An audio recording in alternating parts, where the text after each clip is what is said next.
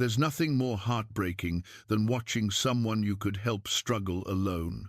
We've all walked past someone in need, telling ourselves there's nothing we can do. In the harsh Norse village of Dyrgard, Signe fought wild dogs for scraps of bread, while villagers looked away. She had been forgotten by everyone except Jorund the Giant, a massive blacksmith-warrior who saw something others missed. When he watched her defend those scraps with the heart of a warrior, he couldn't just walk by. He scattered the dogs and said 5 words that changed everything. "From now on, you eat at my table." What started as simple kindness became something deeper. Signe's quiet strength melted the heart of a man everyone thought was made of iron. But what happens when an act of mercy transforms 2 broken souls into something neither expected? Before we jump back in, tell us where you're tuning in from, and if this story touches you, make sure you're subscribed, because tomorrow I've saved something extra special for you. The morning mist clung to the weathered stones of Dyrgard like memories that refused to fade. This village, carved from the unforgiving landscape of the northern fjords, had stood for 3 generations, its people as hardened as the iron they forged and the timber they split. Here, survival wasn't just a way of life, it was the only life worth living. Signe Eriksdottir had learned this truth earlier than most. At 32, her hands bore the calluses of a woman who had known hunger more intimately than comfort, whose fingers had searched through mud and scraps for anything that might keep her breathing another day. Her auburn hair, once the pride of her family's line, now hung in simple braids that spoke of practicality over vanity. Yet in her green eyes lived something that neither hardship nor humiliation had managed to extinguish, a quiet fire that burned steadier than the forge flames that lit the village each dawn. She had not always been among the forgotten.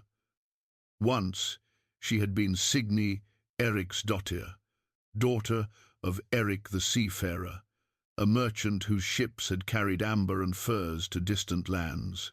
Her childhood home had stood near the harbour, filled with the scent of exotic spices and the stories of far-off kingdoms. But the sea that had given her father his fortune had also claimed it along with his life when she was barely 19. The debts he left behind had been as deep as the waters that swallowed his final voyage. In the years that followed, Signe had watched her inheritance disappear piece by piece. First the ships, sold to pay the merchants who had extended credit on goods that never returned. Then the house, claimed by creditors who showed no mercy for a young woman's tears. Finally, even her mother's jewelry, the last connection to a life where she had mattered, had been traded for enough grain to survive one more winter. Now she lived in what had once been a storage shed behind Thorvald's bakery, a space barely large enough for a sleeping mat, and the wooden chest that held everything she owned. Thorvald, a kind-hearted man with a growing family of his own, had offered her the shelter in exchange for work that he rarely had and wages he couldn't afford. It was charity disguised as employment, and they both knew it. But Signe had pride. Even if she no longer had a place at any table that mattered, she swept his floors until they gleamed, kneaded dough until her shoulders ached, and never once complained about the portions that grew smaller as winter deepened. When Thorvald's wife would glance at the extra loaf cooling on the counter, the one meant for Signe, and then at her own children's hungry faces, Signe would quietly slip away before anyone had to make that terrible choice between kindness and necessity. It was during these moments of imposed solitude that she had first encountered the dogs. 3 of them, as forgotten as she was, had formed their own pack around the village's edges. The largest, a grey beast with scars across his muzzle, had claimed the territory behind the bakery as his domain. The others, smaller but no less desperate, followed his lead in the endless search for scraps and survival. At first, they had been enemies competing for the same precious resources, but gradually, through the long language of hunger and understanding, they had developed an uneasy truce. She would take what she needed, and they would wait for what remained. It was a system born of mutual desperation, held together by the shared knowledge that winter cared nothing for pride or pack loyalty. The village itself seemed to exist in a state of permanent readiness for conflict. Dyrgard had been built not just as a settlement, but as a fortress against the harsh realities of northern life. The houses stood close together, their timber walls thick enough to withstand both weather and warfare. The central square, where the well provided water and the market provided gossip in equal measure, was surrounded by the workshops that gave the village its identity. Here was Gunnar's smithy, where horseshoes and farming tools shared space with the occasional sword commission. There stood Bjorn's carpentry shop, fragrant with pine shavings and echo with the rhythm of his plane. The bakery anchored one corner of the square, its chimney smoke a daily reminder that some forms of warmth could still be counted on. And then there was Jorund's forge. Even among a people known for their size and strength, Jorund stood apart. At 45, he carried himself with the measured dignity of a man who had learned to be gentle with his power. His shoulders spanned nearly the width of his doorway, and his hands, scarred from decades of working red-hot metal, could shape iron as easily as other men shaped clay. The villagers had long ago stopped calling him by his birth name, preferring instead the simple truth, the giant. But it was not his size alone that commanded respect. Jorund possessed the rare combination of physical strength and emotional wisdom that marked natural leaders.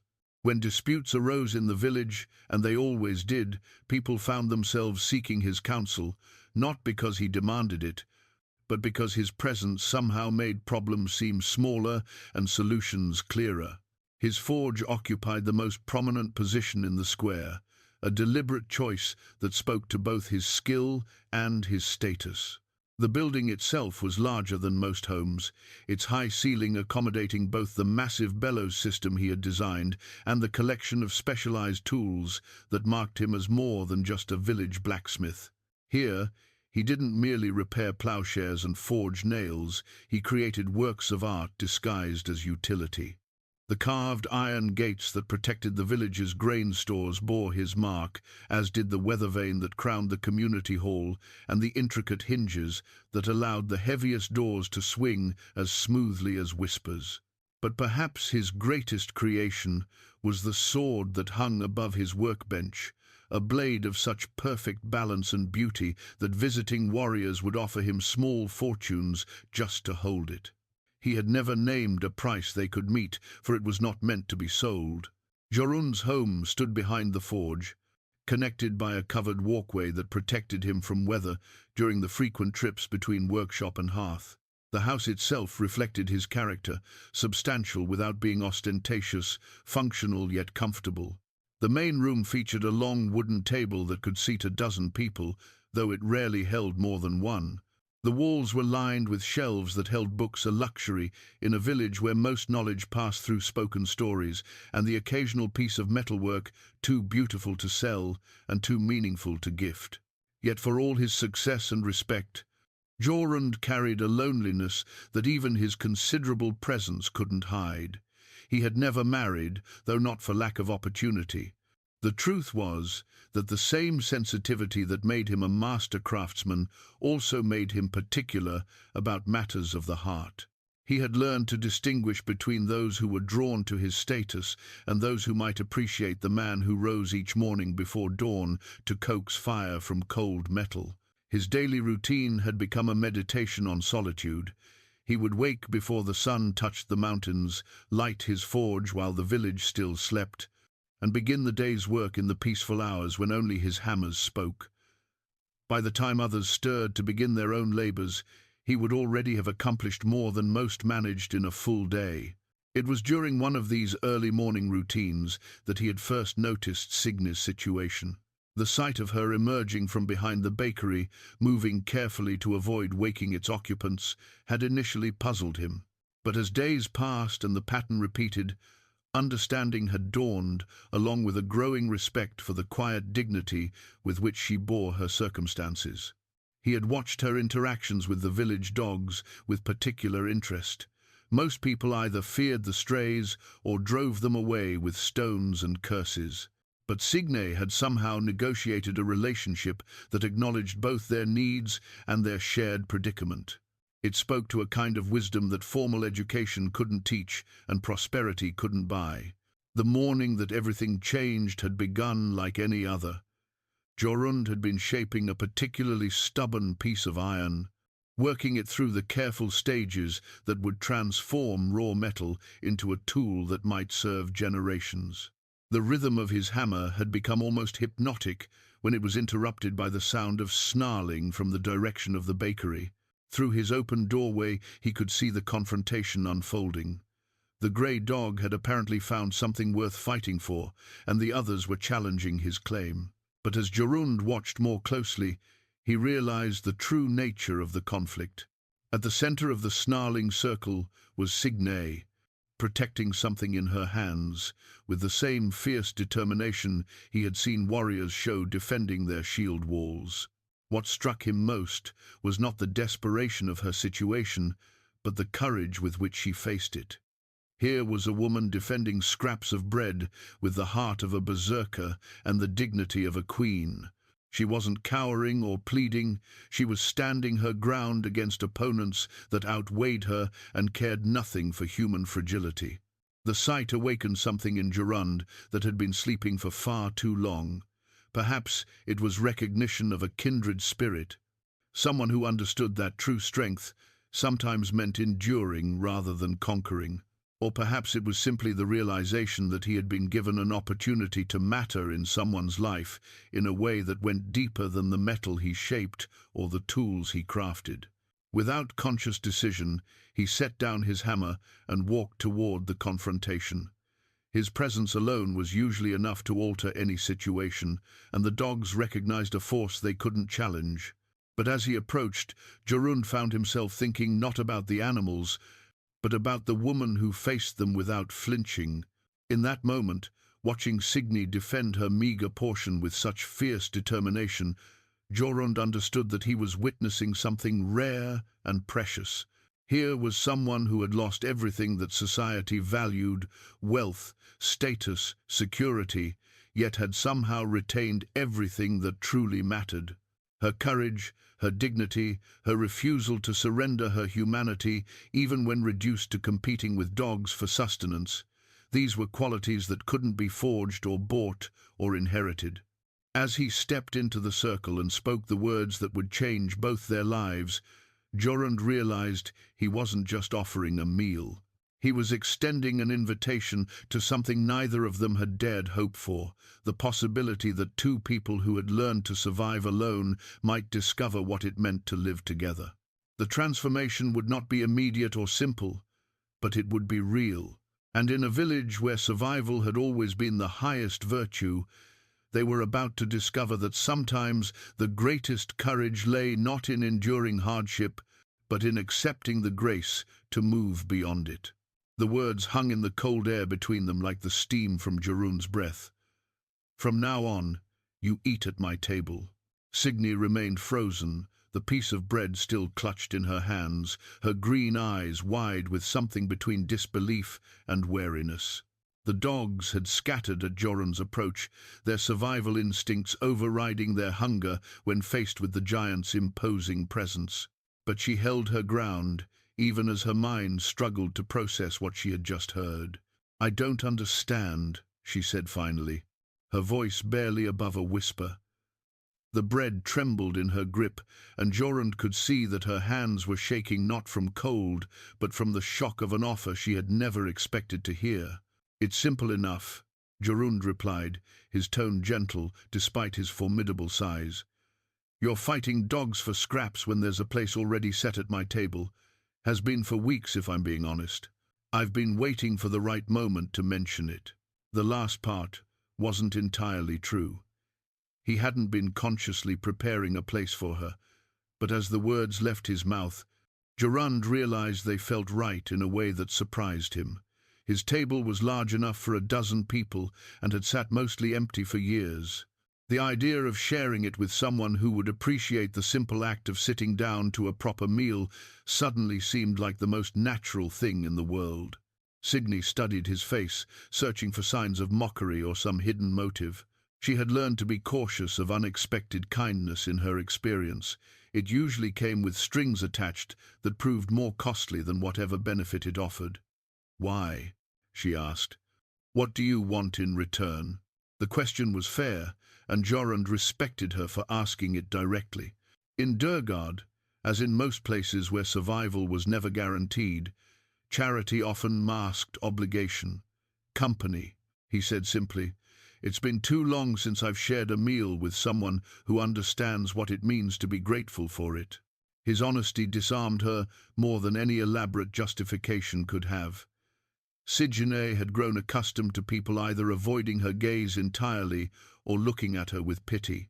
But Jorund's eyes held something different: recognition, perhaps, or the kind of respect usually reserved for equals. "I don't have much to offer," she said, then immediately regretted how that sounded. It seemed to emphasize everything she lacked rather than anything she might contribute.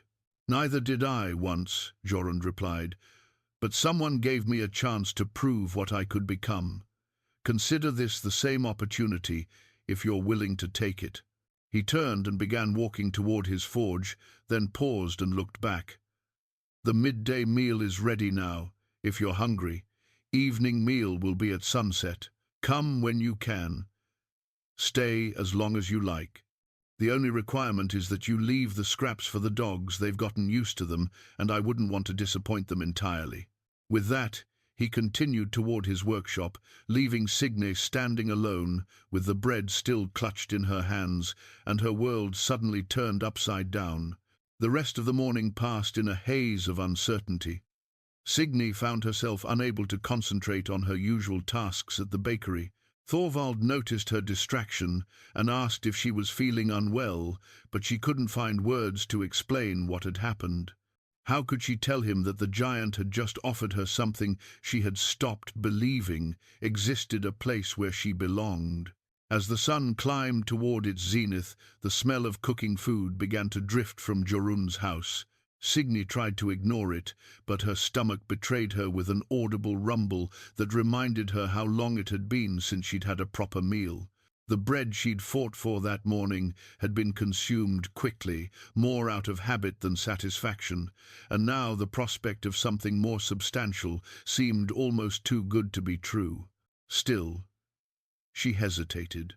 Pride was one of the few possessions she had left, and accepting charity, even kindly offered charity, felt like surrendering another piece of who she used to be. But as the afternoon wore on, and the aroma of roasted meat and fresh bread continued to torment her senses, she found herself questioning whether pride was worth more than the promise of dignity. Finally, as the sun began its descent toward the western mountains, she made her decision. If nothing else, she owed Jorund the courtesy of a direct answer to his invitation. She could thank him properly for his kindness and explain why she couldn't accept it, face to face, rather than through avoidance. The walk across the village square felt longer than usual. Several villagers noticed her path toward Jorund's house and made no effort to hide their curiosity.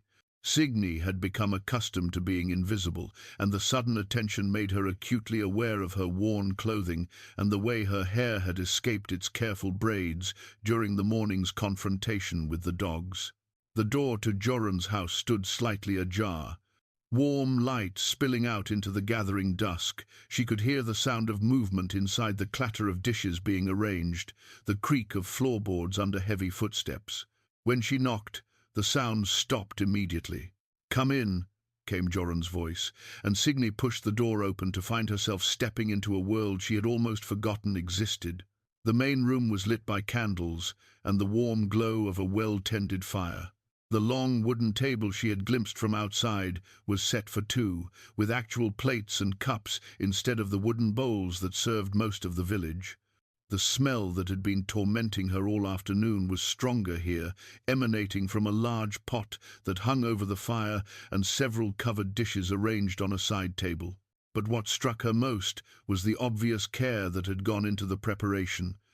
This wasn't a hastily thrown-together meal meant to satisfy obligation. Jorund had taken time to create something special, something worthy of guests who mattered. "You came," he said, and she could hear genuine pleasure in his voice. "I wanted to thank you," Signe began, "for your kindness this morning, but I'm not sure I can." "Sit," Jorund interrupted gently, pulling out one of the chairs. "We can discuss the details after we eat. Right now, I have venison stew, fresh bread, and ale that I've been saving for the right occasion. Seems to me this qualifies." The meal that followed was unlike anything Signe had experienced in years. Not just because of the quality of the food, though the venison was tender and perfectly seasoned, and the bread was still warm from the oven, but because of the conversation that accompanied it. Jorund asked about her work at the bakery, her thoughts on the approaching winter, her memories of life before Dyrgard. He listened to her answers with genuine interest, responding with stories of his own that revealed a thoughtful, well-traveled man beneath the intimidating exterior. As the evening progressed, Signe found herself relaxing in ways she had forgotten were possible. The warmth of the fire, the satisfaction of a full stomach, and the simple pleasure of adult conversation combined to create a sense of peace she hadn't felt since her father's death. For the first time in years, she wasn't calculating how to stretch meager resources or planning where to find tomorrow's sustenance. She was simply present, enjoying the moment for what it offered. When the meal was finished and the dishes cleared, Jorund poured them each another cup of ale and settled back in his chair. "So," he said, "what's your answer?" "My answer? To my invitation. Will you be joining me for meals, or should I plan to eat alone for the foreseeable future?" Signe met his gaze directly, searching once more for any sign of hidden motives or conditional kindness. But all she saw was patience and genuine hope. "I don't want to be a burden," she said finally. "You won't be," Jorund replied. "But even if you were, I've carried heavier loads. The question is whether you're willing to let someone help you carry yours." In that moment, Signe understood that she was being offered more than food and shelter. She was being given the chance to stop surviving and start living again. The decision felt enormous, like stepping across a chasm with no clear view of what lay on the other side. But perhaps that was what courage really meant, not the absence of fear, but the willingness to choose hope despite uncertainty. "Yes," she said simply, "I accept your invitation." And with those words, the course of both their lives began to change in ways neither could have imagined. The first week of their arrangement passed like a carefully choreographed dance between two people learning each other's rhythms. Signe arrived each morning as the sun crested the mountains, her footsteps tentative on the wooden walkway that connected Jorund's forge to his home. She would find him already at work, the sound of his hammer ringing across the square as he shaped metal with the patient precision of a man who understood that the best things took time to create properly. Their initial conversations were polite but cautious, like two cats circling each other in neutral territory. Signe helped prepare meals with the efficiency of someone who had learned to make much from little, while Jorund shared stories of commissioned pieces and difficult customers with the measured humor of a man unaccustomed to having an appreciative audience. But it was during the third morning, when Signe discovered Jorund's collection of books, that their relationship began to deepen beyond mere courtesy. "You read?" she asked, running her fingers along the leather spines that lined the wall near his table. Her voice held a mixture of surprise and something that might have been longing. "When I can," Jorund replied from where he was banking the morning's fire. "My father believed that a man's mind needed forging just as much as his iron.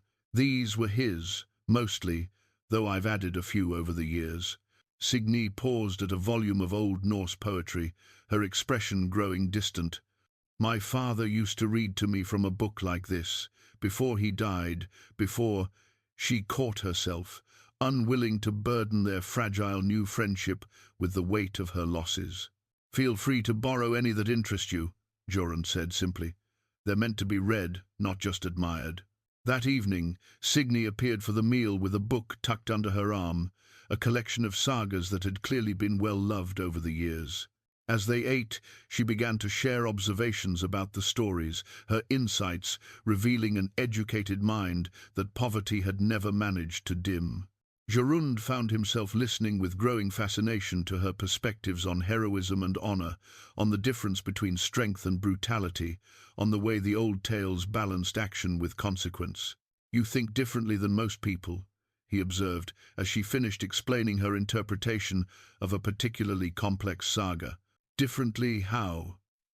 Signe asked, uncertain whether she had somehow given offense. "Deeper," Jorund said.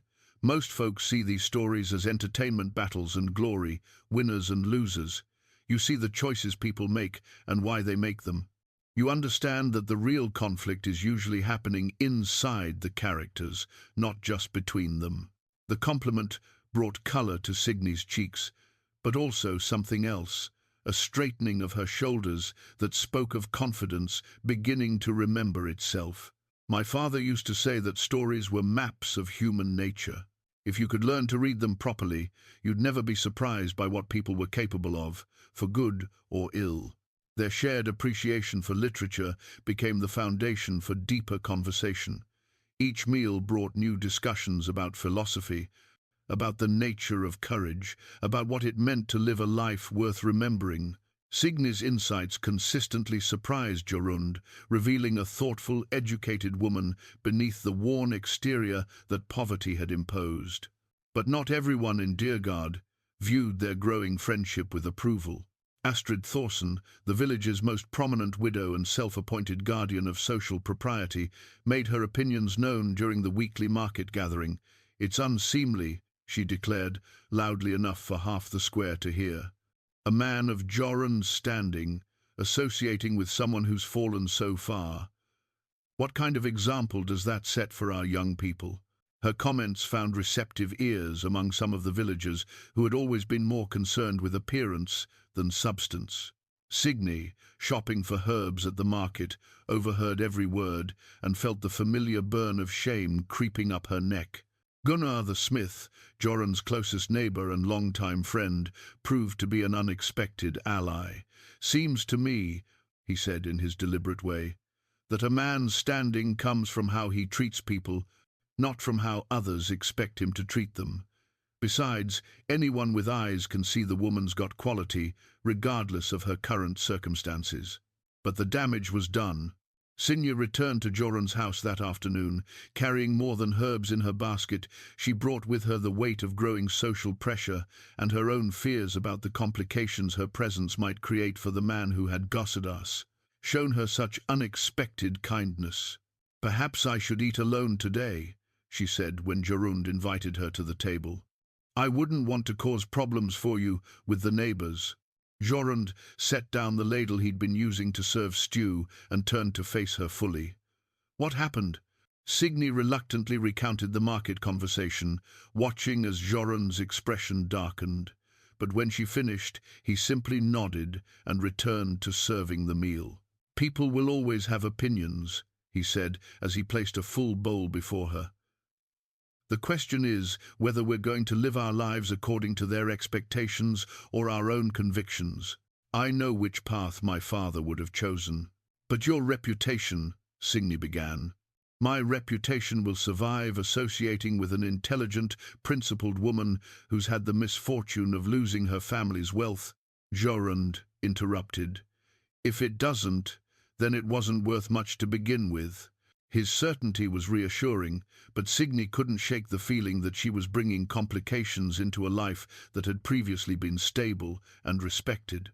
That night, she lay in her small room behind the bakery, staring at the ceiling and wondering if accepting Jorund's kindness had been fair to either of them. The doubt grew stronger over the following days as she noticed the subtle changes in how certain villagers interacted with Jorund. Some conversations seemed to end abruptly when he approached. Others began with meaningful glances in her direction. The giant who had once commanded universal respect was suddenly the subject of whispered speculation. Meanwhile, their own relationship continued to deepen. Jorund had begun sharing details about his metalwork that revealed the artistry beneath the craft.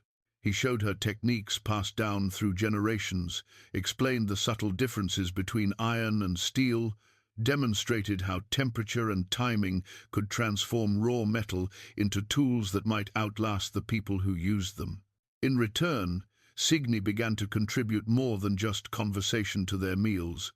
Her knowledge of herbs and cooking, learned during the prosperous years of her youth, elevated their simple fare into something approaching elegance.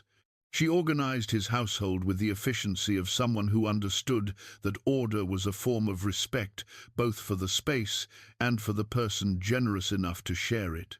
But perhaps most importantly, she began to challenge his thinking in ways that forced him to examine assumptions he had never questioned. Her perspectives on justice, on mercy, on the responsibility that came with strength, made him reconsider what it meant to be a leader in a community where might often determined right. "You're changing," Gunnar observed one afternoon as he watched Jorund work. "There's a thoughtfulness to you that wasn't there before." Jorund paused in his hammering to consider the comment. "Maybe I'm just finally learning to think before I act, instead of the other way around." "That woman's influence?" "Signe's friendship," Jorund corrected, emphasizing the proper name. "She sees possibilities where I used to see only problems. It's made me realize how much I've been accepting without question. But change, even positive change, rarely came without cost. And in a village where tradition held more weight than innovation, their growing bond was about to face challenges that would test whether their friendship was strong enough to survive the pressure of an entire community's expectations. The turning point came during the harvest festival, when Dyrgard's social tensions finally erupted into open confrontation. The festival had always been the village's most important celebration, a time when the community gathered to give thanks for the year's bounty and prepare for the long winter ahead. Tables were arranged in the central square, laden with the best each household could offer. It was a tradition that emphasized abundance over scarcity, cooperation over competition. Signe had not planned to attend. In years past, she had watched from the shadows as families celebrated together, content to remain invisible rather than endure the awkwardness of having no clear place in the festivities. But Jorund had other ideas. "The harvest feast celebrates the work of the entire community," he said, as she attempted to decline his invitation. "You've been part of this community longer than I have. Your presence there is not just welcome, it's required."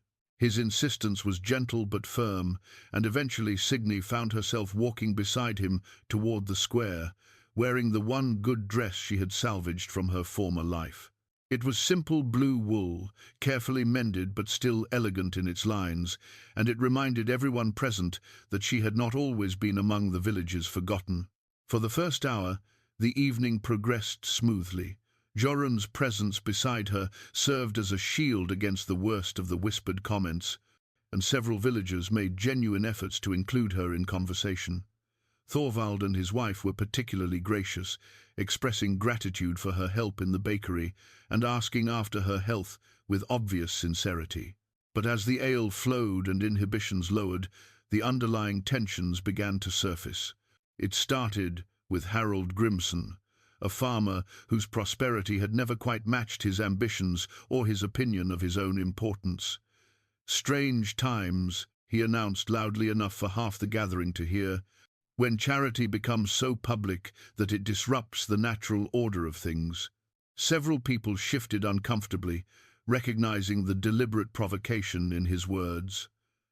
Jorund's jaw tightened, but he remained seated, his hand steady on his cup. "Nothing strange about kindness," replied Ingrid, Thorvald's wife.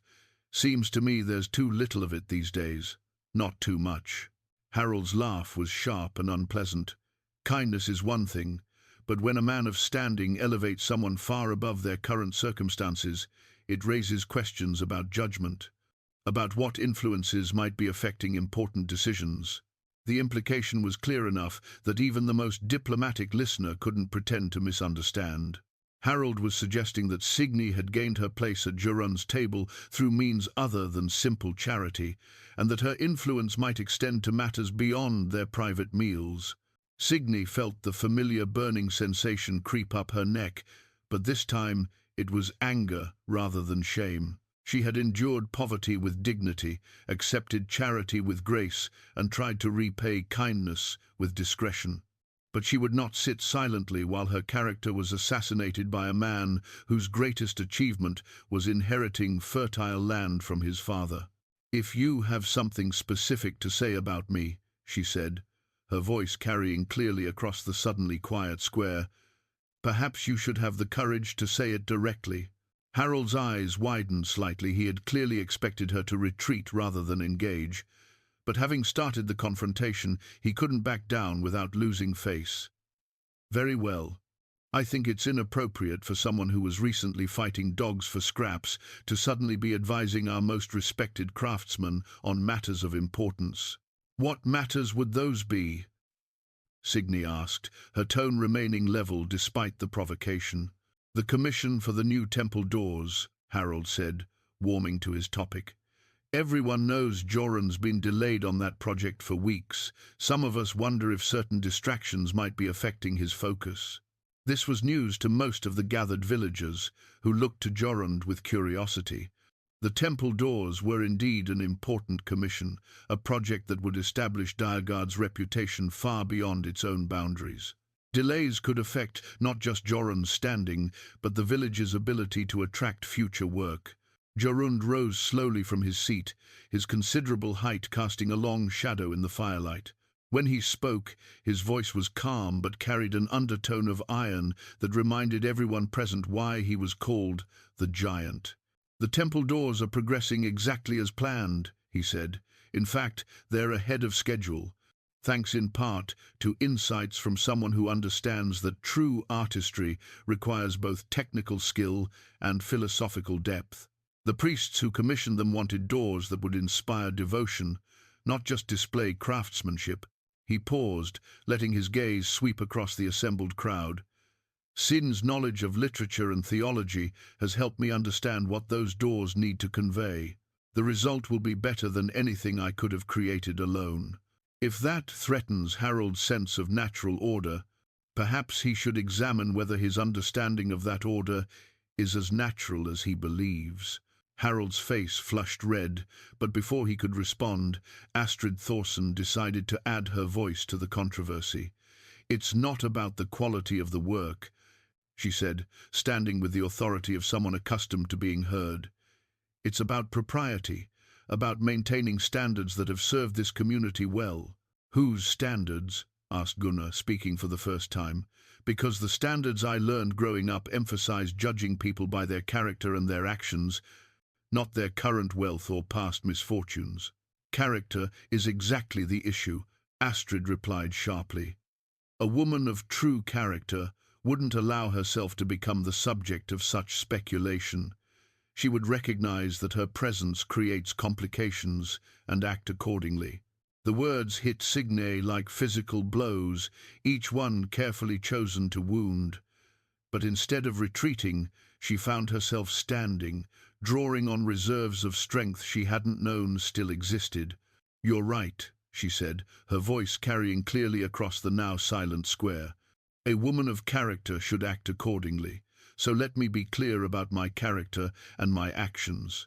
She turned to address not just Astrid and Harold, but the entire gathering.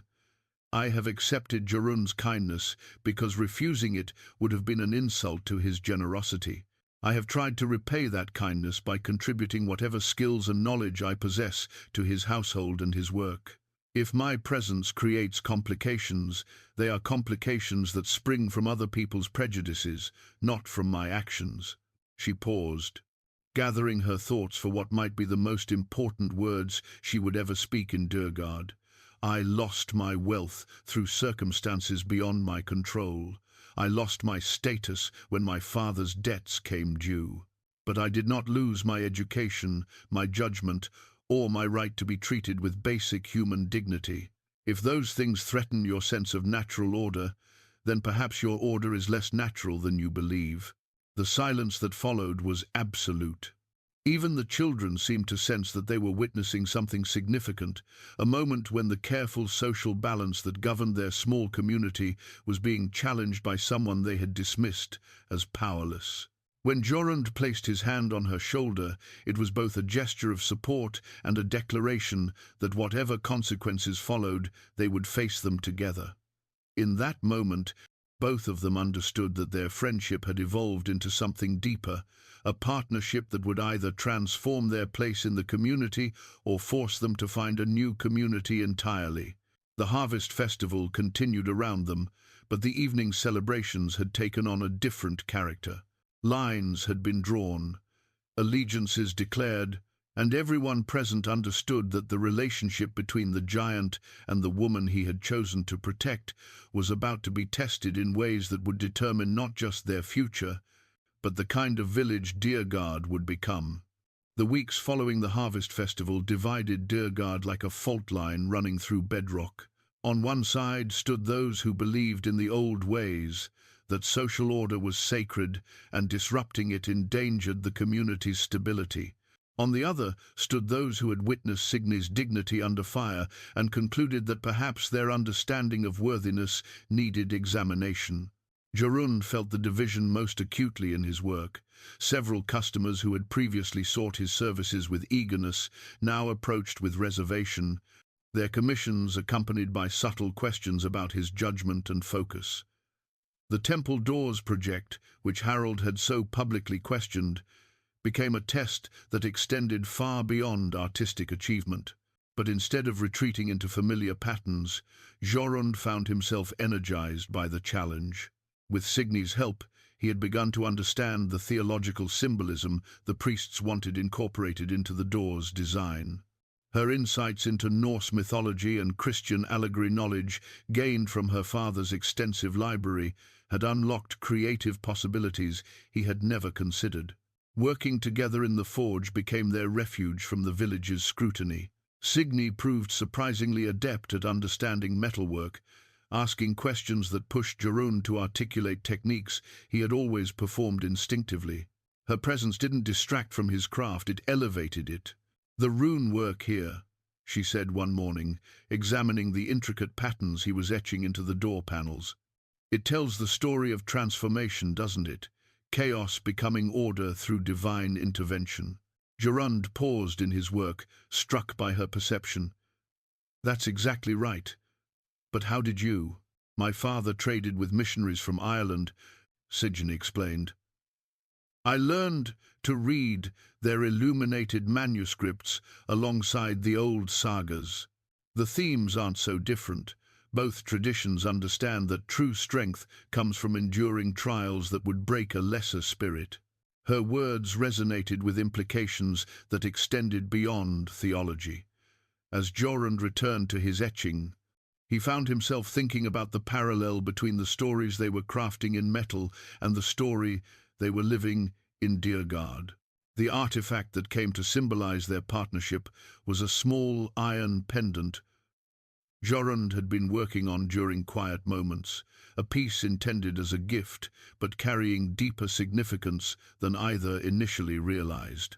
The design intertwined Norse and Christian symbols in a way that shouldn't have worked, but somehow achieved perfect harmony. It was, Signe observed, a representation of how different traditions could strengthen each other rather than cancel each other out. But their growing creative partnership only intensified the village's scrutiny. Astrid Thorson organized what she called concerned discussions among the more prominent families, meetings that always seemed to conclude with renewed determination to restore what they viewed as proper social boundaries. The pressure reached a breaking point when Father Olsen, the village priest who had commissioned the temple doors, arrived for an inspection of the work.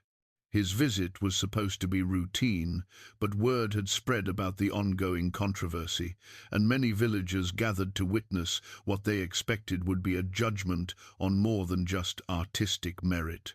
Olsen was a scholarly man in his 60s, learned in both theological matters and human nature.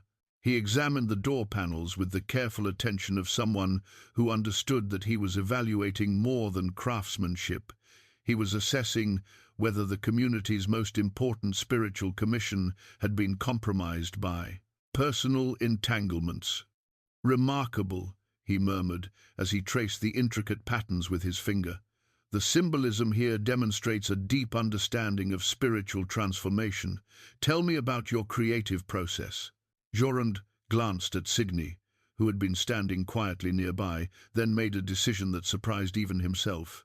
The theological concepts were developed in collaboration with Signe Eriksdottir, whose knowledge of both Norse tradition and Christian symbolism provided insights I couldn't have achieved alone. A murmur ran through the gathered crowd. Harold Grimson stepped forward, his face flushed with the righteousness of someone who believed he was protecting important principles. "Father," he said, "surely you can see the irregularity of allowing someone of questionable standing to influence such an important religious commission." Olsen's eyes sharpened as he turned to face Harold. "Questionable standing? In what sense?" "Well, her current circumstances," Harold began, but Olsen raised a hand to stop him. "I see," the priest said quietly. "And you believe that poverty disqualifies someone from understanding spiritual truth? That wealth is a prerequisite for theological insight." Harold found himself trapped by the logic of his own prejudice. "That's not what I meant." "Then perhaps you could explain what you did mean," Olsen continued, his tone remaining gentle but carrying unmistakable authority. "Because it seems to me that our Savior had a great deal to say about the relationship between worldly status and spiritual wisdom. Most of it would not support your position." He turned back to examine the doors, running his hands over the detailed metalwork. "These panels tell the story of redemption of souls elevated not by their circumstances, but by grace working through their choices. The artistry here reflects a profound understanding of that truth." Olsen faced Signe directly. "Your contributions to this work demonstrate exactly the kind of wisdom our community should value. Knowledge gained through study, insight earned through experience, and the humility to use both in service of something greater than personal advancement." The priest's endorsement shifted the dynamic of the gathering dramatically. Several villagers, who had remained neutral in the ongoing controversy, began to nod in agreement. Even some who had previously supported Astrid's position looked uncertain about their stance. But Astrid herself was not prepared to concede defeat. "Father, with all respect, the issue isn't her knowledge, it's the impropriety of the situation. An unmarried woman living essentially as part of an unmarried man's household. Surely you can see how that appears to those of us concerned with moral standards." The accusation hung in the air like smoke from green wood, acrid and impossible to ignore. Signe felt her face burn with humiliation, not because she believed the implication was true, but because she realized how easily their friendship could be twisted into something sordid by minds determined to see scandal. Jorund's response was immediate and decisive. He stepped forward, placing himself between Signe and her accusers, his presence radiating the quiet authority that had always marked his character. "Astrid raises an important point about appearances," he said, his voice carrying clearly across the square. "Perhaps it's time to address that concern directly." He turned to Signe, and something in his expression made her heart begin to race with possibility and terror in equal measure. "Signe Eriksdottir," he said formally, loud enough for everyone present to hear, "would you do me the honor of becoming my wife?" The proposal hit the gathered crowd like a thunderclap. Gasps and murmurs erupted from every direction as people struggled to process this unexpected development. Harold's mouth opened and closed like a landed fish, while Astrid stared in shock at the complete overthrow of her carefully constructed scandal.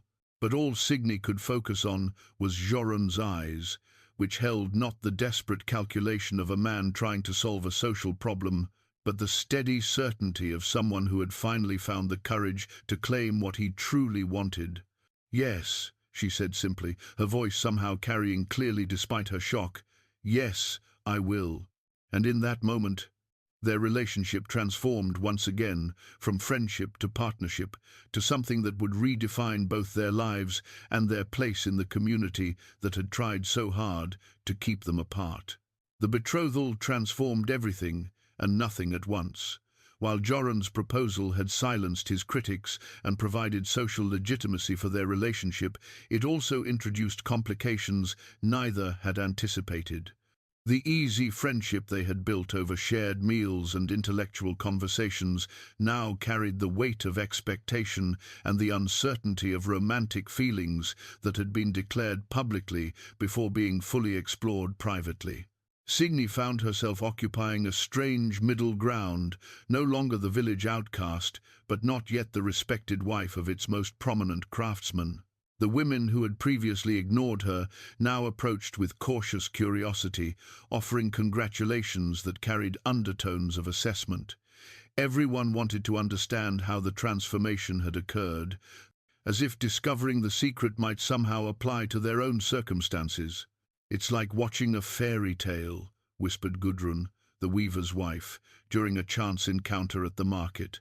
"The beggar maid elevated to greatness by the noble lord's favor." Signe bristled at the comparison, though she understood why people needed to frame their relationship in familiar terms. "It's not a fairy tale," she replied quietly. "It's two people who found they could accomplish more together than apart."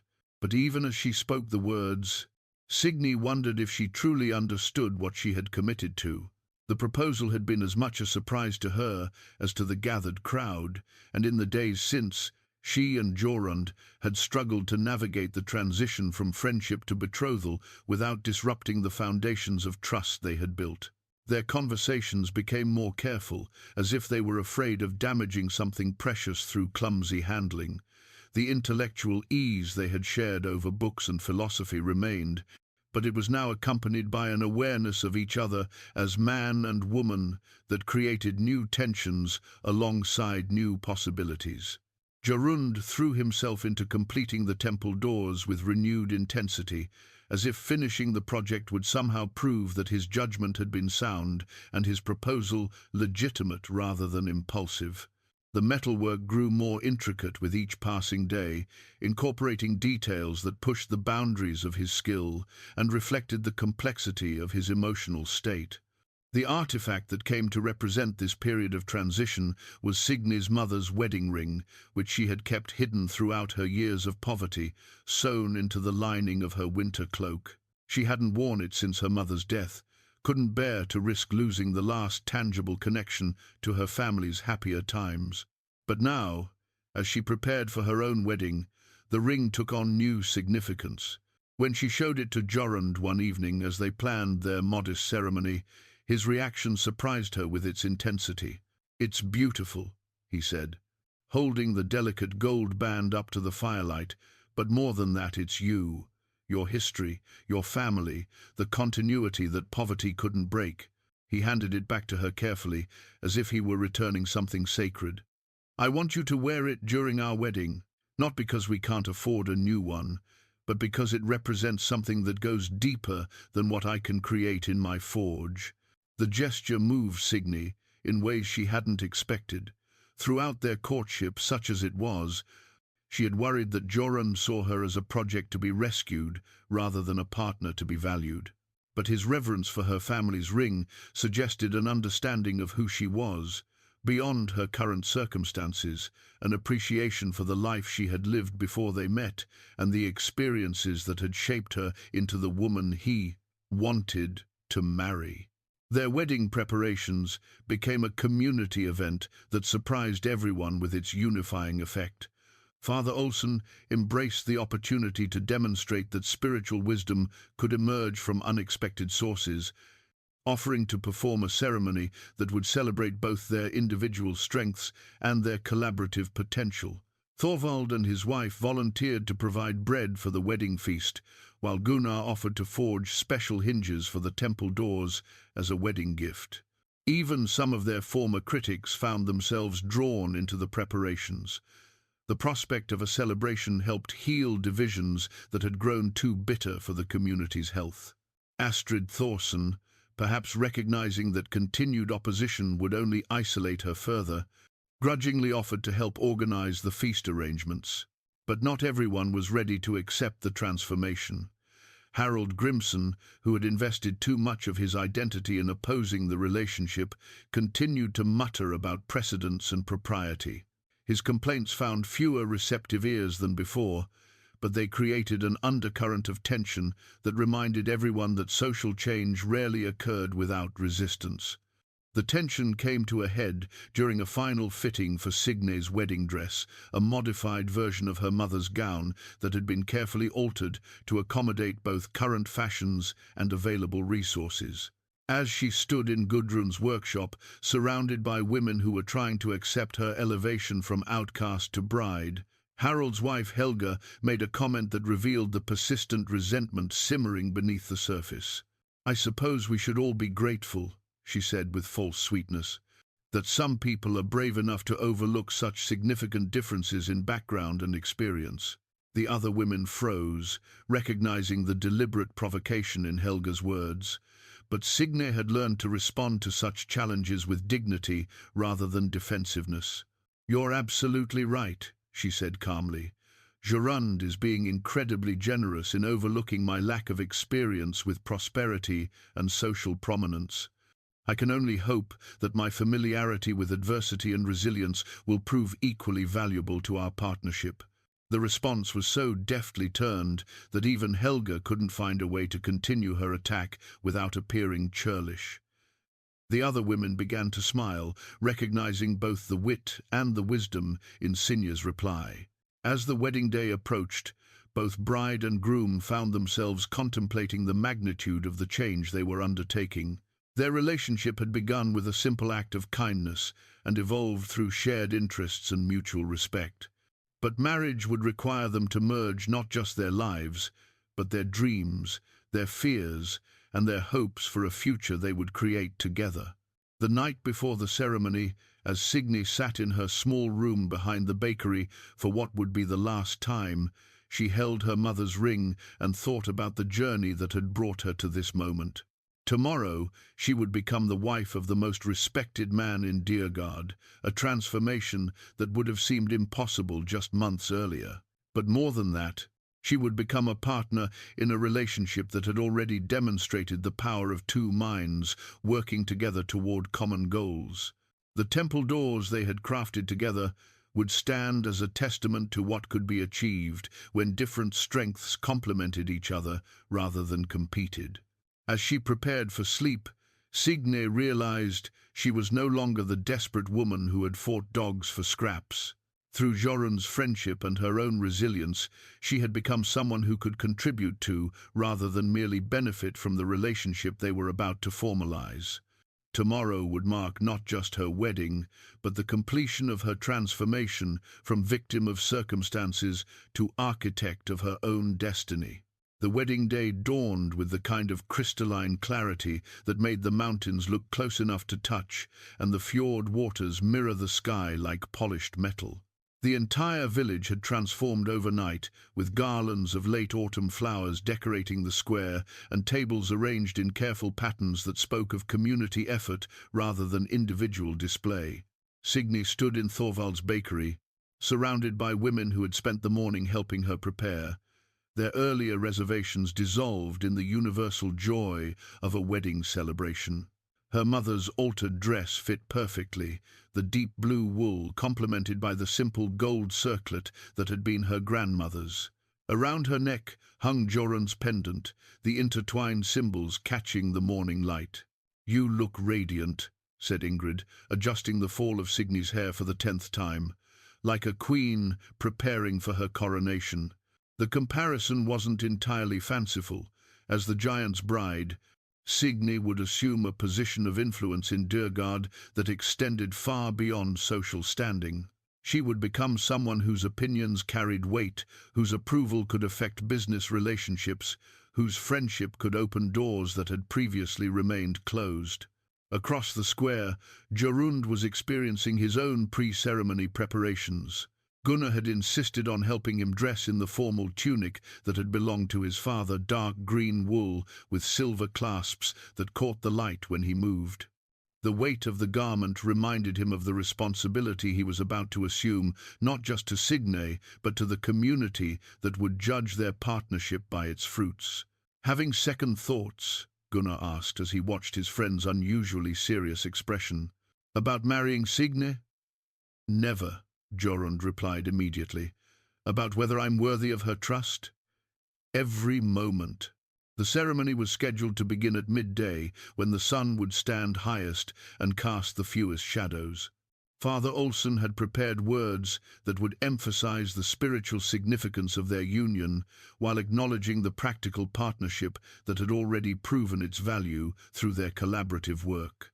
But as the village gathered in the square, a commotion near the harbour drew attention away from the wedding preparations. A ship had appeared on the fjord, not the usual trading vessel that might bring news from distant settlements, but a sleek craft that moved with the purposeful speed of official business. The ship's arrival sent ripples of curiosity through the assembled crowd. Visitors were rare enough in Dyrgard, but visitors who arrived unannounced on a wedding day suggested either remarkable coincidence or deliberate timing.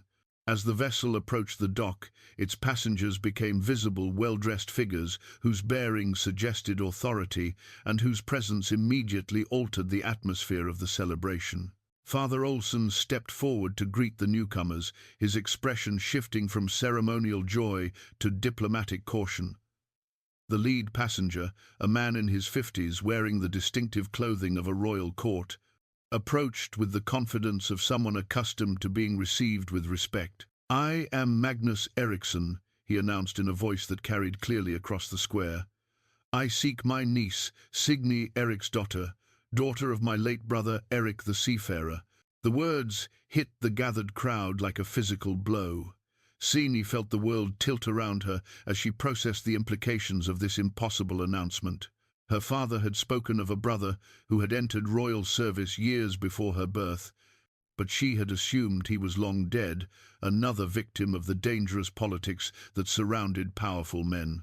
Magnus's gaze found her in the crowd, his weathered face breaking into a smile of recognition and relief. "There you are, child. You have your mother's eyes and your father's stubborn chin. I would have known you anywhere." He approached her with the careful dignity of a man who understood that dramatic revelations required delicate handling. "Your father and I corresponded regularly until his death. When his letters stopped coming, I eventually sent agents to investigate. What they discovered about his debts, about your circumstances, brought me here as quickly as ships and weather would allow."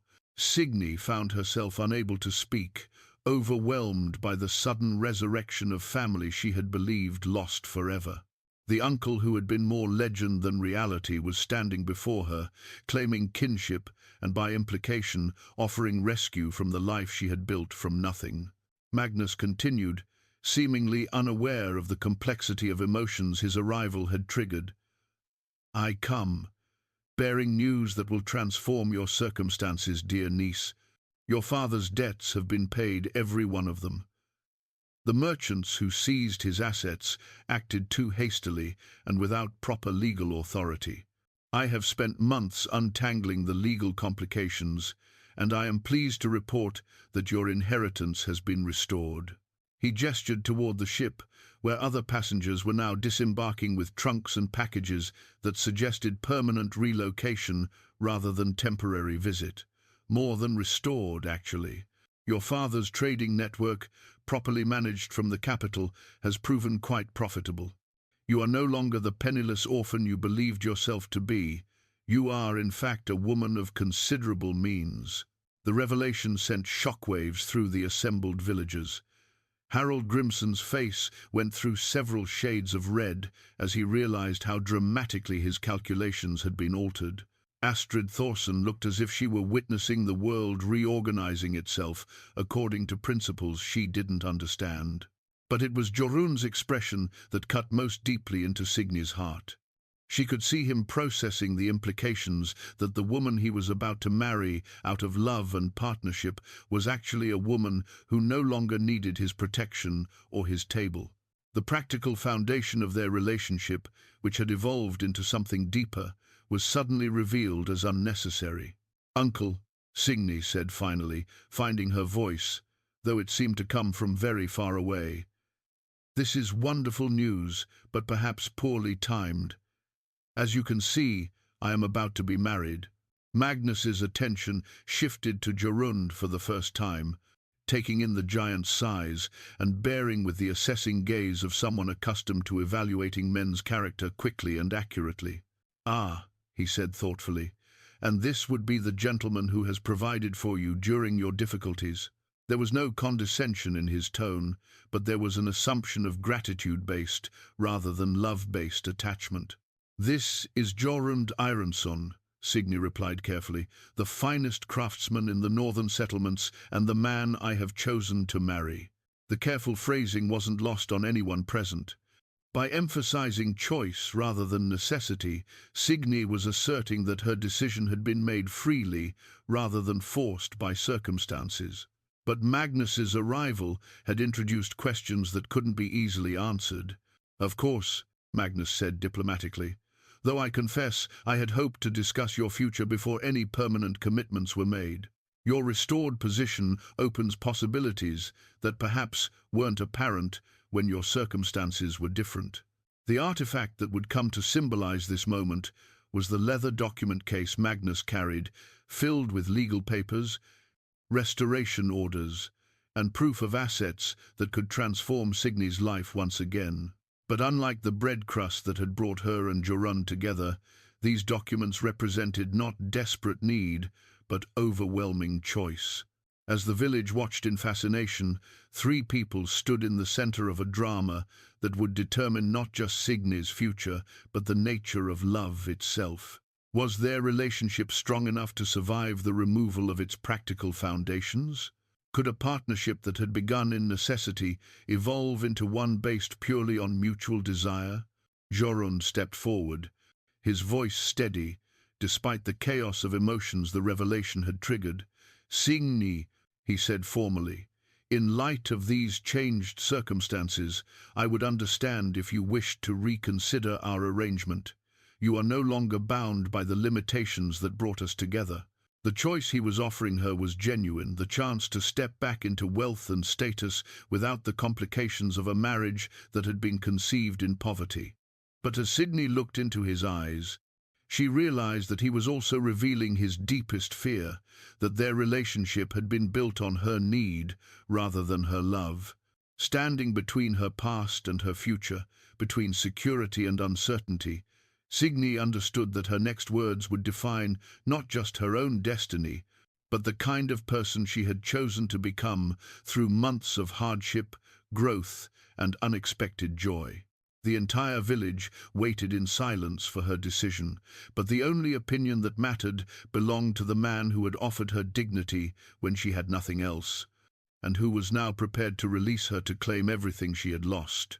The silence that followed Jorund's offer stretched across the village square like ice forming over still water.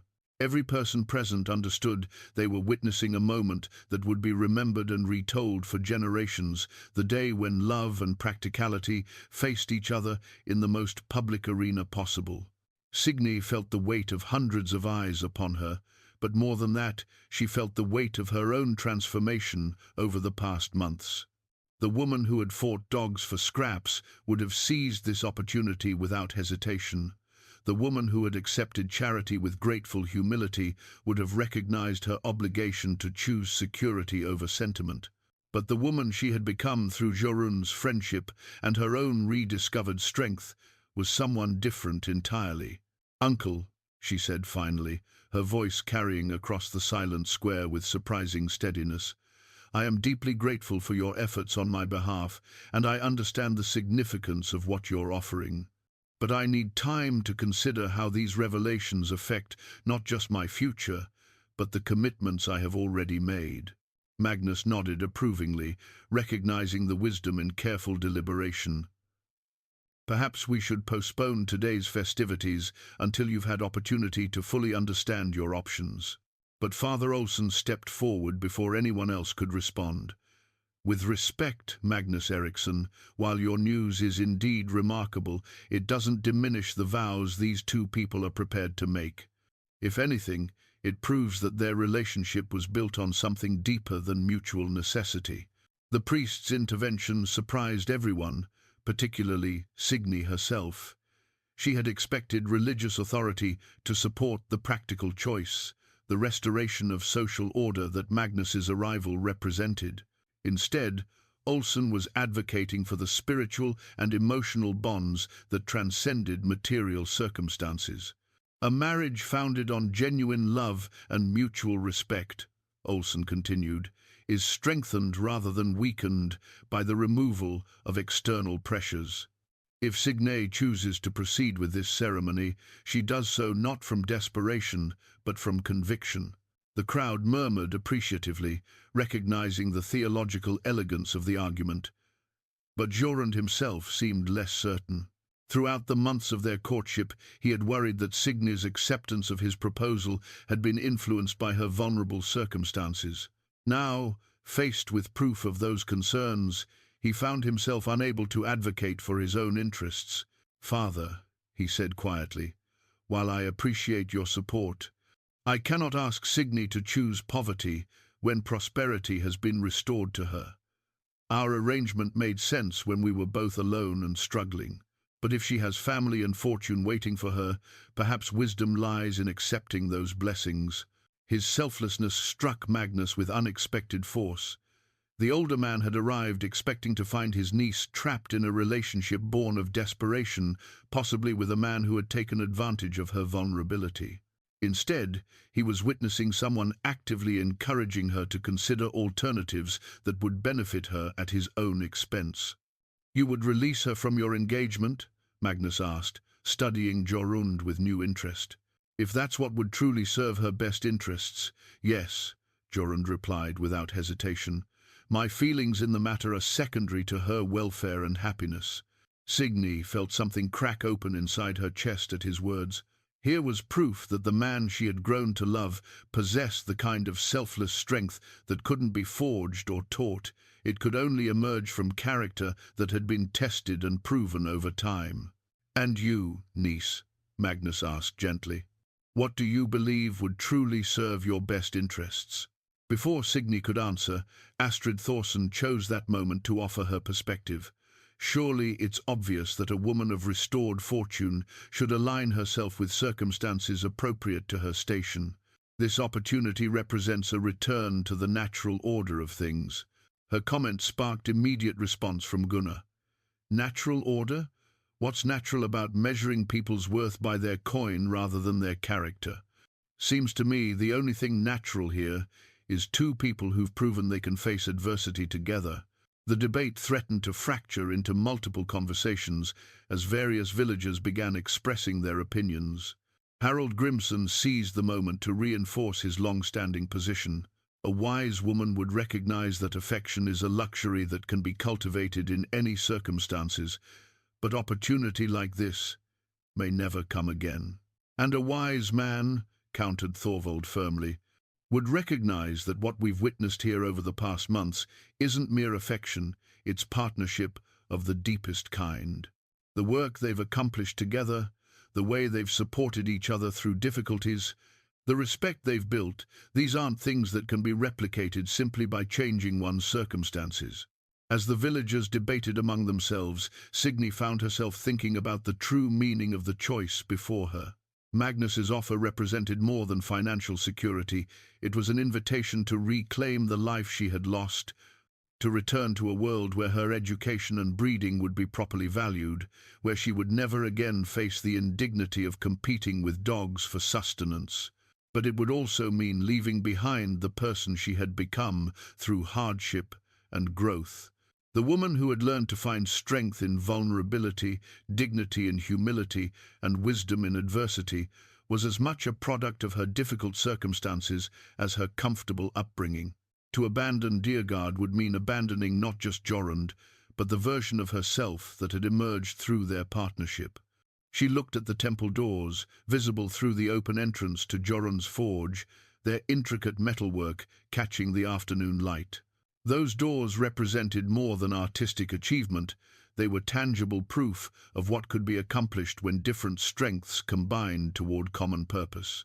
The theological symbolism they contained had emerged from her knowledge and his craftsmanship, but neither could have created them alone. "Uncle," she said, drawing Magnus's attention back to her, "may I ask you something?" "Of course, child. In your years at court, surrounded by wealth and status, have you found happiness? Have you found love? Have you found work that fed your soul as well as your ambitions?" Magnus paused, clearly not expecting such direct questions. "I have found success," he said carefully. "I have found influence and respect. I have built a life that honors our family's name and secures its future." "But have you found happiness?" Signe pressed gently. The older man's expression grew thoughtful as he considered her question. "Perhaps," he said finally, "happiness was not what I was seeking. Perhaps I believed that security and achievement were more reliable foundations for a meaningful life."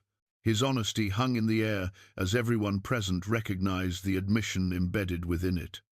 Magnus had gained the world, but was uncertain whether he had gained anything that truly mattered to the heart. "I understand the appeal of that perspective," Signe said softly. "There was a time when I would have agreed completely. But I've learned something during these months of poverty that I never understood during my years of prosperity."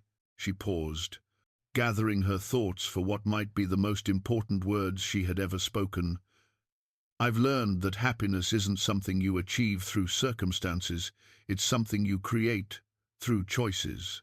And the most important choice isn't what you accumulate, but who you become in the process of living." She turned to face Jorund directly, meeting his eyes with the kind of courage that had sustained her through months of hardship. "I've become someone I'm proud to be, through our friendship and partnership. I've discovered strengths I didn't know I possessed, and wisdom I couldn't have gained any other way. To walk away from that growth, from the person I am when I'm with you, would be to lose something far more precious than money or status." The crowd had grown completely silent again, recognizing that they were witnessing not just a woman choosing between suitors, but someone defining the values that would guide the rest of her life. "Moreover," Signe continued, "I've seen what we can accomplish together. The temple doors are beautiful, but they're also proof that collaboration can create something greater than the sum of its parts. I don't want to give up that creative partnership for the sake of returning to a life where I would be valued for what I inherited rather than what I contributed." She reached for Jorund's hand, finding it steady and warm despite the chaos of emotions surrounding them. "You offered to release me from our engagement out of concern for my welfare. But my welfare isn't measured in coins or social position, it's measured in growth, in purpose, in the opportunity to build something meaningful with someone I love and respect." The word love rang across the square with the clarity of a bell, removing any doubt about the nature of her feelings or the foundation of her choice. But even as she spoke it, Signe understood that she was taking an enormous risk.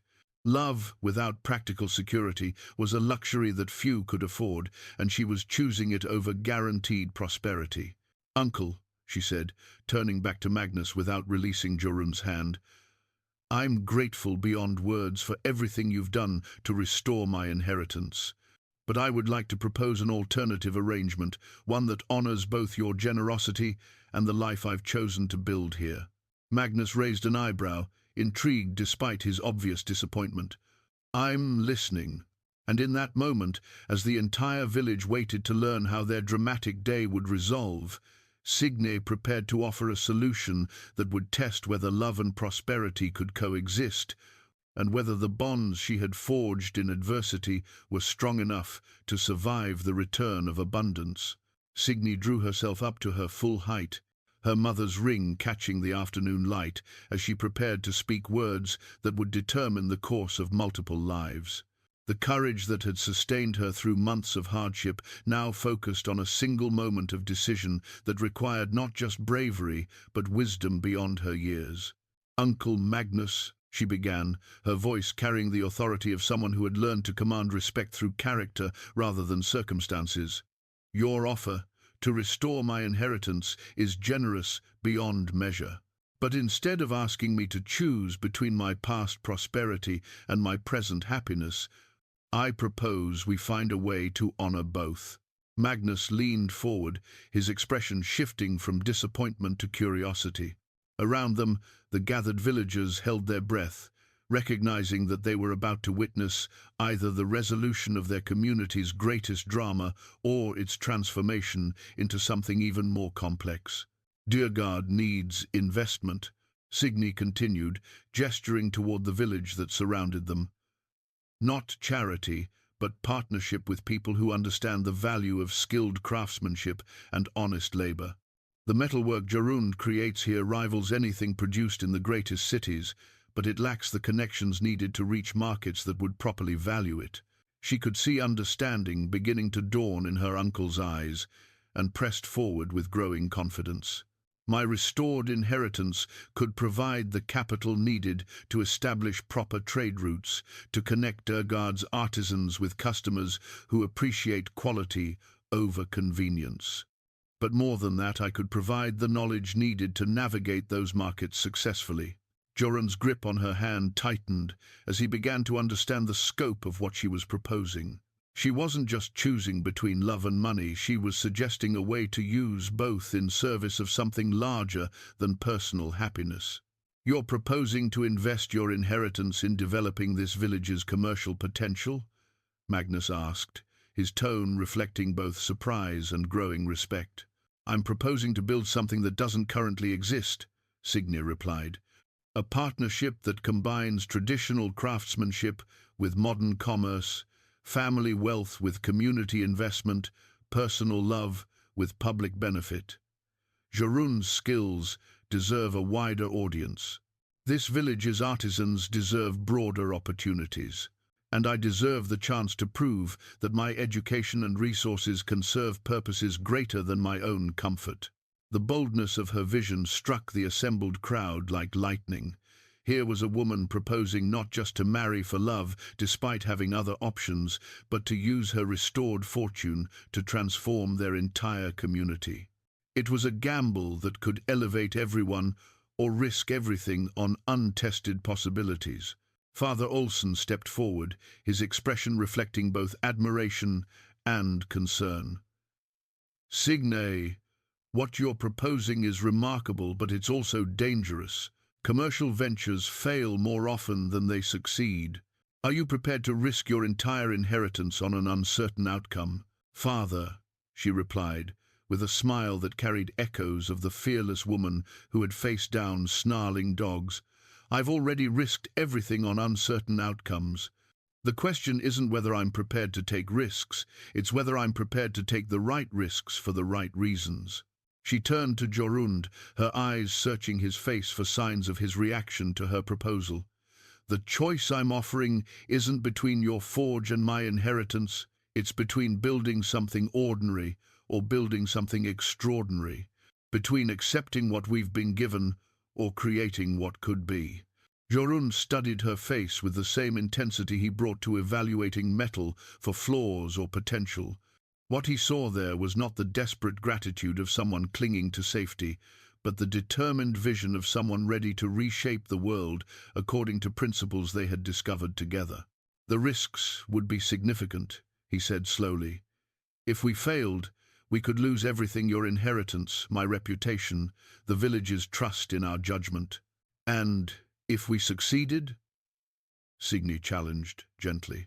"If we succeeded," Jorund replied, his voice growing stronger as the possibilities took shape in his mind, "we could create opportunities for skilled craftsmen throughout the region. We could prove that quality and integrity have commercial value. We could build something that would outlast both of us." Magnus watched this exchange with the sharp attention of someone who had spent decades evaluating business propositions and the people who presented them. What impressed him most wasn't the scope of Signe's vision, but the partnership it revealed. These two people weren't just planning to marry, they were planning to build an empire based on shared values and complementary strengths. "You would be full partners in this venture?" he asked. "In everything," Signe confirmed. "Marriage, business, risk, and reward. Neither of us has all the skills needed to make this work, but together we might have enough." The artifact that crystallized this moment was Signe's mother's ring, now transformed from a symbol of past loss into a promise of future creation. As she slipped it onto her finger, not as preparation for a traditional ceremony, but as a declaration of commitment to their shared vision, everyone present understood that they were witnessing something unprecedented. "Uncle," she said, turning back to Magnus with the confidence of someone who had found her true calling, "I'm prepared to marry Jorund today, exactly as planned. But I'm also prepared to propose a business partnership that could transform not just our lives, but the economic future of this entire region. The question is whether you're willing to trust our judgment enough to help us make it happen." The decision point had arrived, and everyone present, family, friends, critics and supporters alike, waited to discover whether love and commerce, tradition and innovation could indeed be woven together into something stronger than either could achieve alone. Magnus stepped back slightly, his weathered hands clasped behind him as he processed the magnitude of what his niece had proposed. The silence stretched long enough for everyone present to understand that they were witnessing a moment when multiple futures hung in balance, personal, commercial, and communal destinies waiting for a single man's decision. "You're asking me to gamble a considerable fortune on an unproven business model," he said finally, his voice carrying the measured tone of someone accustomed to weighing risks and rewards. "But more than that, you're asking me to trust that two people can succeed at something that requires both intimate partnership and commercial acumen." "Yes," Signe replied simply, "that's exactly what I'm asking." Her directness seemed to surprise Magnus, who had perhaps expected more elaborate justification or emotional appeal. But Signe had learned that the strongest arguments were often the simplest ones. Truth needed no ornament when it carried genuine conviction. Magnus turned to Jorund, studying him with the sharp attention of someone who had learned to read character in the lines of a man's face and the steadiness of his gaze. "And you, master craftsman? Are you prepared to transform from village artisan to commercial entrepreneur? The transition would require skills you've never needed to develop." "I'm prepared to learn whatever skills our success requires," Jorund replied. "But more than that, I'm prepared to trust Signe's judgment about markets and opportunities, just as she trusts mine about metalwork and quality. The partnership she's describing builds on our individual strengths instead of requiring either of us to become something we're not." The wisdom in his response was immediately apparent to everyone listening. Rather than claiming capabilities he didn't possess, Jorund was demonstrating the kind of self-awareness that suggested he could indeed adapt to new challenges without losing sight of his essential character. "And the village?" Magnus asked, gesturing toward the assembled crowd. "How do you know they'll support this transformation? Change of this magnitude creates winners and losers, and not everyone will welcome the disruption." Before either Signe or Jorund could answer, Thorvald stepped forward from the crowd. "If I may speak for myself," he said with the quiet dignity of someone who had spent his life serving his community, "what I've witnessed over these past months isn't disruption, it's growth. Signe and Jorund have already shown us what can be accomplished when different talents work together. If they can help bring prosperity to Dyrgard while maintaining the values that make this place worth living in, they'll have my support." His declaration opened the floodgates for other voices. Gunnar nodded approvingly. The giant has always been fair in his dealings and generous with his knowledge. If he and his wife want to help the rest of us prosper, I see no reason to stand in their way. Even Gudrun, who had previously been neutral in the community's divisions, found her voice. My weaving could find markets beyond our village borders if there were proper connections to establish them. What Signe is proposing could benefit all of us who take pride in our crafts. But not everyone was ready to embrace such dramatic change. Harold Grimson, who had never quite recovered from his earlier miscalculations, made one final attempt to derail the proceedings. "This is madness," he declared loudly. "We're talking about abandoning the proven ways that have sustained this village for generations, all based on the romantic notions of two people whose relationship began in scandal and now proposes to end in risky speculation." His words hung in the air like smoke, acrid and divisive. But instead of the supportive murmurs he had expected, Harold found himself facing a community that had moved beyond his narrow vision of acceptable change. It was Astrid Thorson who delivered the final judgment on his position, her voice carrying the authority of someone who had decided to evolve rather than entrench. "Harold," she said with surprising gentleness, "what began in scandal, as you call it, has become something beautiful to witness. Two people have found love, but more than that, they've shown us how to build something larger than ourselves. If that's madness, then perhaps we need more of it." Her transformation from critic to supporter represented the community's collective decision to embrace possibility over fear, growth over stagnation. Even Magnus seemed affected by the display of unity and optimism surrounding his niece's proposal. "Very well," he said, his voice growing stronger with decision. "Signe, you've presented a vision that honors both your father's entrepreneurial spirit and your own growth through adversity. I'm prepared to support your business venture, not just financially, but as an active partner who can help navigate the commercial challenges you'll face." The crowd erupted in cheers, but Magnus raised his hand for continued attention. "However, there's one condition that must be met before any business arrangements are finalized." A hush fell over the gathering, as everyone waited to learn what requirement might still derail their plans. Magnus smiled, and for the first time since his arrival, the expression reached his eyes with genuine warmth. "You must complete your wedding ceremony first. I refuse to enter into business partnerships with people who aren't officially married. It's bad for the legal documentation." The laughter that followed was rich with relief and joy, marking the moment when challenge finally transformed into celebration. As Father Olsen stepped forward to resume the interrupted ceremony, everyone present understood that they were about to witness not just a wedding, but the birth of a partnership that would reshape their understanding of what two people could accomplish when love and ambition worked hand in hand.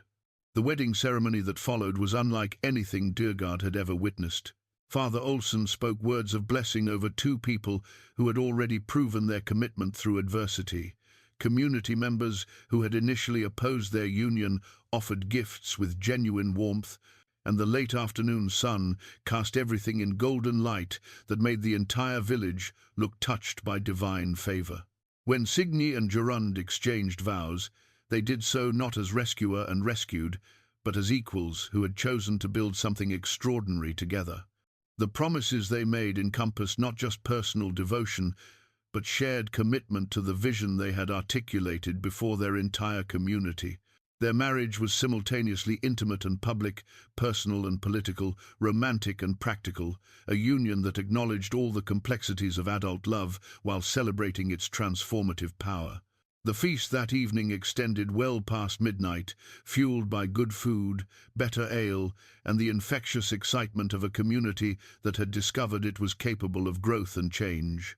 Magnus regaled listeners with stories from court life that suddenly seemed less glamorous when contrasted with the authentic relationships he was witnessing in Dyrgard. Conversations flowed between practical planning and philosophical reflection, between individual dreams and collective possibilities. As the months that followed would prove, Signe's vision had been both ambitious and achievable. The trading network she established with Magnus's capital and connections transformed not just Jorund's forge, but the economic prospects of the entire village. Thorvald's bakery began supplying specialty breads to distant settlements. Gunnar found markets for decorative ironwork that had previously been purely local, and Gudrun's textiles gained reputation throughout the northern regions.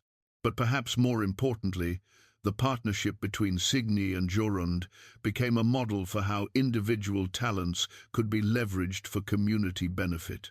Their collaboration on the temple doors had been just the beginning together.